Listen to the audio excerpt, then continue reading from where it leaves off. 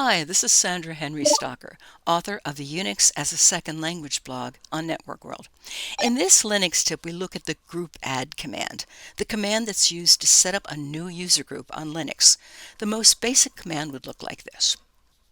And note that we have to use sudo to add a group, so I'm using the groupadd command and adding a group called text. And after I run the command, I will just grep and see that the group has been added to the file as I expected. And if you want to create a group with a specific group ID, you can specify the group ID like that. Now I'm adding a group called sysadmins.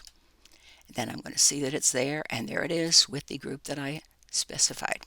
Now if you just want to look at all the groups on your system, you can just run through the Etsy group file like that, and it's going to go on for a while.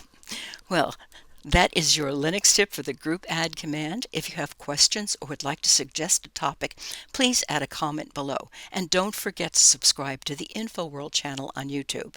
If you like this video, please hit the like and share buttons. For more Linux tips, be sure to follow us on Facebook, YouTube, and networkworld.com.